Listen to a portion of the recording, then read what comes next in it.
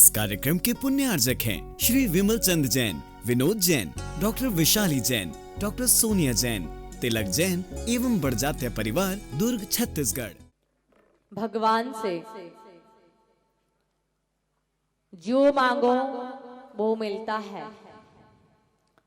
लेकिन हमें परमात्मा से यदि कुछ मांगने का मौका मिले, परमात्मा के पास उठने और बैठने का मौका मिले, परमात्मा से कुछ लेने का मौका मिले, परमात्मा से कुछ मांगने का मौका मिले, तो मात्र इतना ही मांगना कि हे परम पिता परमेश्वर, दुख खो मेरे दुखों का क्षय हो, कम खो मेरे कर्मों का क्षय हो, बोही लाहो और मुझे बोधि की प्राप्ति हो, सुगई गमनम और मेरा सदगति में गमन हो, समाहि मरणम और मेरा समाधि पूर्वक मरण हो, जिन गुण संपत्ति हो मध्यम और जिस प्रकार है परमात्मा आपके पास जो गुण हैं, अनंत दर्शन, अनंत ज्ञान, अनंत सुख और अनंत वीर, ये जो गुण है वह गुण मुझे प्राप्त हो, इतना ही मांगना। वैसे तो मांगेंगे किससे? लोग कहते हैं भगवान से नहीं मांगना चाहिए, लेकिन मैं कहती हूँ कि संसारियों से नहीं बल्कि परमात्मा से ही मांगना चाहिए, क्योंकि संसारियों के पास देने के लिए कुछ भी नहीं है। यदि देने वाला है तो कौन है? परमात्मा। देने वाला भगवान है। आपने सब कुछ मांग लिया, आपने कहा दुख खो, यदि आपने कहा दुख खो, यानी कि दुख एक तरह का नहीं होता है, दुख अनेक तरह के हुआ करते हैं। किसी के घर में शांति नहीं है, किसी के घर में बीमारी है, किसी के घर में किसी न किसी तरह का कोई ना कोई दुख लगा हुआ है। जैसे वैष्णव संप्रदाय में आता है कि वो कौन सी सती थी, हैं? क्या नाम था उसका, जिसने उसके पति के प्राणों को मांगा, और जब प्रातिक सावित्री, पति के प्राणों को मांगा, लेकिन प्राणों के साथ साथ उसने बहुत कुछ मांग लिया, हैं?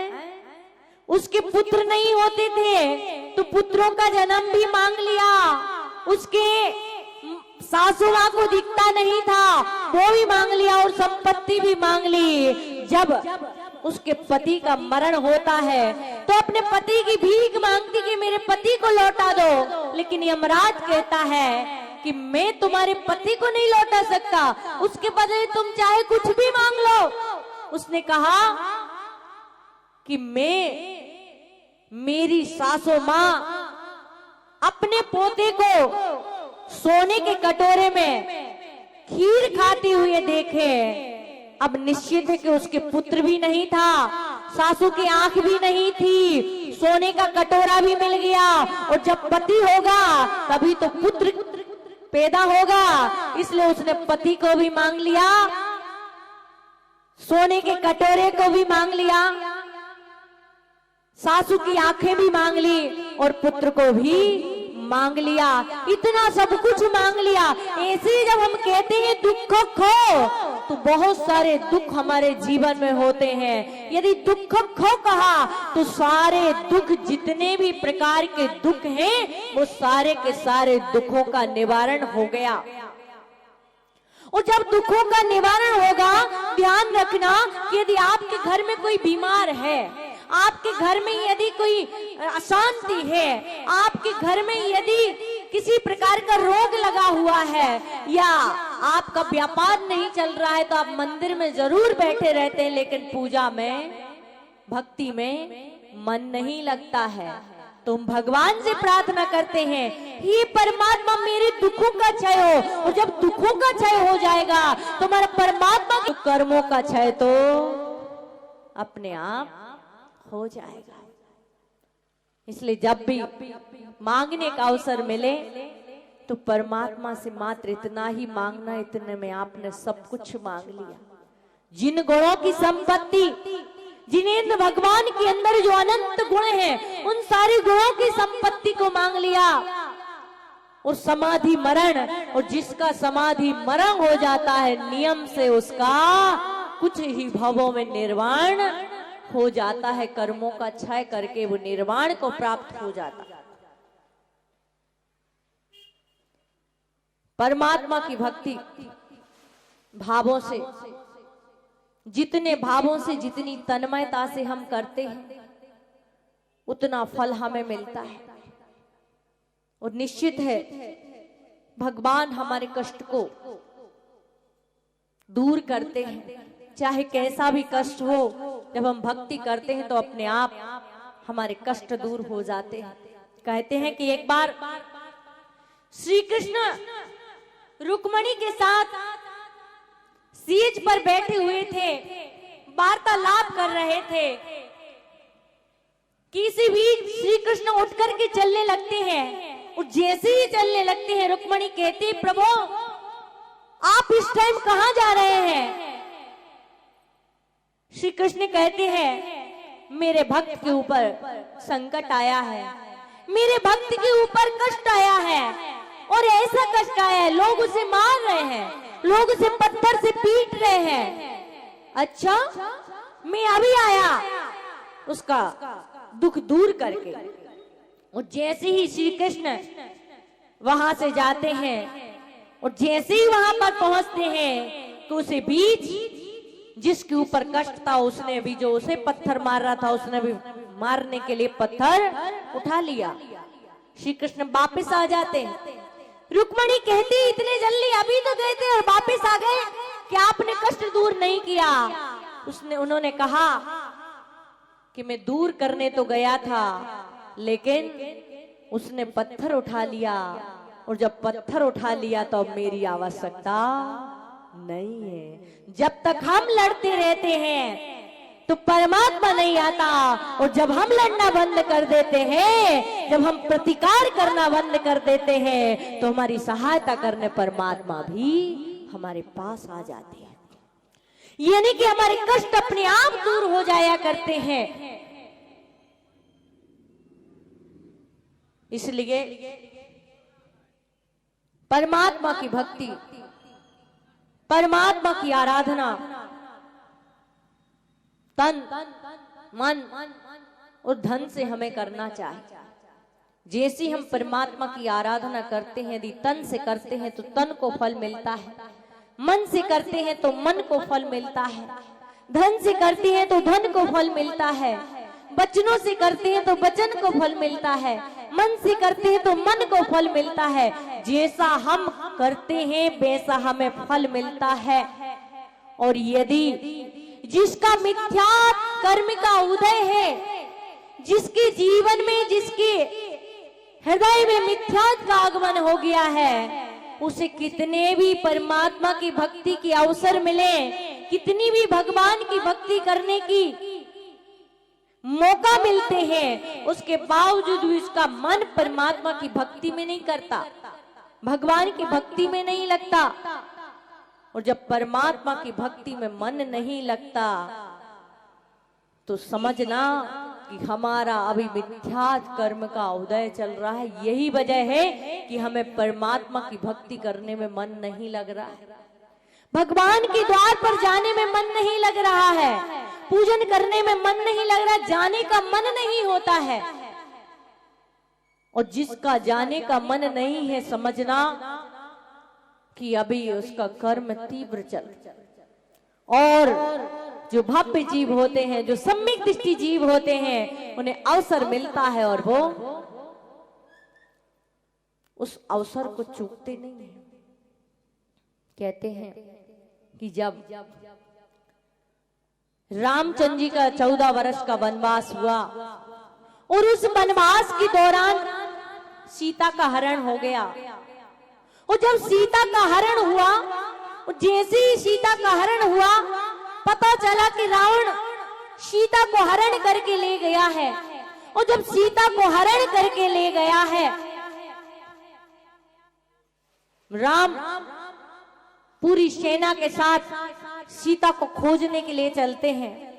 और जब राम पूरी सेना को लेकर के सीता को खोजने के लिए चलते हैं, लंका की तरफ बढ़ते हैं, और जब लंका की तरफ बढ़ते हैं तो बीच में आता है समुद्र।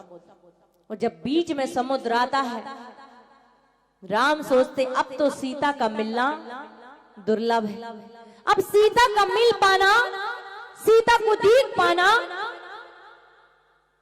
कठिन है। इस विशाल समुद्र को कौन पार करेगा, इस विशाल समुद्र को कैसे तैरा जाएगा। उसी वक्त हनुमान भगवान राम की चिंता को देख करके बोल उठते हैं, प्रभु आप चिंता क्यों करते हैं, हमारे इस सेना में नल और नील जैसे महान इंजीनियर हैं, बुद्धिमान इंजीनियर हैं, और उनके रहते हुए मैं किसी प्रकार की चिंता करने की आवश्यकता नहीं है। क्या कह रहे हैं हनुमान? हाँ प्रभु, मैं सत्य कह रहा हूं, और सत्य है कि वो पुल बनाएंगे और पुल बनेगा और हम समुद्र को पार करेंगे, बस आप आज्ञा प्रदान कीजिए। और जैसे ही राम आज्ञा देते हैं कि जाओ पुल का निर्माण करो, और कहते हैं कि नल नील हनुमान अब इतने बड़े विशाल समुद्र को, आकाश को माप सकते हैं क्या? नहीं मापा जा सकता है। समुद्र को बांधा जा सकता है क्या? नहीं बांधा जा सकता। लेकिन उसके बावजूद भी हनुमान राम का नाम लेकर के समुद्र के तट पर पहुंचते हैं और पत्थर की बड़ी बड़ी शिलाएं उठाते हैं, और जब शिला उठाते हैं उसमें राम का नाम लिखते हैं, और शिला को जैसे ही समुद्र में डालते हैं कि शिला तैरने लगती है, शिलाएं तैरने लगती हैं, और कहते हैं कि धीरे धीरे पुल तैयार हो जाता है। और जब पुल तैयार हो जाता है, सारी सभा के लोग राम के पास पहुंचते हैं और कहते हैं, हे प्रभु राम, पुल तैयार है, चलने की तैयारी कीजिए। राम को बड़ा आश्चर्य होता है कि ऐसे कैसे हो सकता है, इतने बड़े विशाल पुल को बांधना नामुमकिन है, तुम लोगों ने ऐसा कार्य कैसे संभव किया? तब हनुमान कहते हैं कि हे प्रभु, बस आपका नाम लिखा और समुद्र में छोड़ा, पत्थर डूबने की बजाय पत्थर तैरने लग गए। पत्थर तैरने लग गए। हम लोगों ने बड़ी बड़ी, छोटे मोटे पत्थर नहीं, बड़ी बड़ी शिलाएं डाली। यदि एक कंकड़ भी डालते हैं तब भी पानी में वो डूब जाता है, और जब पानी में डूब जाता है तो इतनी बड़ी बड़ी शिलाएं कैसे तैर सकती हैं? आश्चर्य। और स्वयं राम देखने के लिए चल पड़ते हैं, और जब राम देखने के लिए जाते हैं तो देखते क्या है कि वास्तव में सारी शिलाएं तैर रही है, और पुल राम से तू पुल बन करके तैयार हो गया है। और जब पुल बन करके तैयार हो जाता है, राम के मन में एक प्रश्न आता है कि सब लोगों ने पत्थर को डाला, पत्थर तैर गया, जरा मैं भी तो एक काम करूं, मैं भी तो एक शिला डालूं, मैं भी तो एक पत्थर डालूं। और कहते हैं कि राम ने मौका पाकर के, सुना स्थान पाकर के, चारों तरफ अपनी नजरों को घुमाया, देखा कोई देख तो नहीं रहा है, कहीं कोई खड़ा तो नहीं है, देखा बिल्कुल सुनसान है, कहीं कोई देख नहीं रहा है, किसी की नजर हम पर नहीं है, और एक छोटा सा पत्थर उठाया और उस पर राम लिखा, राम लिखा। और जैसे ही राम लिखा उस समुद्र में फेंका, वो पत्थर तैरने की बजाय डूब गया।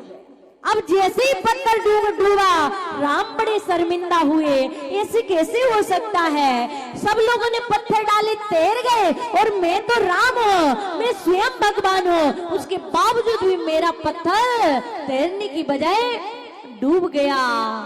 बड़ी लज्जा आती है, बड़ी शर्मिंदगी महसूस करते हैं, देखते हैं कि कहीं ये उपक्रम करते हुए मुझे किसी ने देख तो नहीं लिया है। और जैसे ही इधर उधर देखते हैं कि लक्ष्मण और हनुमान, लक्ष्मण तो दूर थे लेकिन हनुमान बस वहीं पर एक पेड़ पर बैठे हुए थे। उन्होंने चारों तरफ तो देखा लेकिन पेड़ के ऊपर नहीं देखा। और जैसे ही राम ने हनुमान को देखा, हनुमान फटाफट पेड़ से नीचे उतरने लगते हैं। और नीचे उतरने लगते हैं जहां पूरा कटक ठहरा हुआ था, उस कटक की तरफ बढ़ने लगते हैं। राम कहते हैं, हनुमान तुम कहां जा रहे हो? तुमने कहीं मुझे देख तो नहीं लिया है? प्रभु मैंने सब कुछ देख लिया, मैंने सब कुछ देख लिया। आपने पत्थर डाला और पत्थर डूब गया। अभी जाकर के मैं पूरी सभा से कहता हूँ, पूरी सेना से कहता हूँ और सबको सूचना देता हूँ। राम कहते हैं, हनुमान तू तो मेरा बड़ा भक्त है, तू तो मेरा प्रिय शिष्य है, तू मेरी आज्ञा को मानता है, मैं तुझे कितना मानता हूं, कम से कम तू तो मेरी इज्जत खराब मत कर। लेकिन हनुमान कहते हैं कि प्रभु मैं सारी बात को आपकी मानूंगा लेकिन इस बात को मानने के लिए तैयार नहीं हो, और मैं ये खबर तो सबको जरूर दूंगा। और हनुमान जोर जोर से चिल्लाने लगते हैं, भाइयों सभी इधर आओ, तुम्हें एक बहुत अच्छी सूचना देनी है, बहुत अच्छी वार्ता बतानी है, आप सबके लिए बहुत अच्छा समाचार देना है। राम कहते, हनुमान रोक रोक, अरे कुछ मत बोल, मेरी इज्जत खराब हो जाएगी। प्रभु कुछ भी हो इस बात को मैं बिना बताए रहूंगा नहीं। और कहते हैं कि जैसे ही हनुमान ने आवाज लगाई, लोगों ने समझा निश्चित हनुमान को अच्छी सूचना देने वाले हैं। और सारे के सारे लोग दौड़ करके हनुमान के पास आ जाते हैं। और जैसे ही हनुमान के पास आते हैं, इस कार्यक्रम के पुण्यार्जक थे श्री विमल चंद जैन, विनोद जैन, डॉक्टर विशाली जैन, डॉक्टर सोनिया जैन, तिलक जैन एवं बड़जात्या परिवार, दुर्ग, छत्तीसगढ़।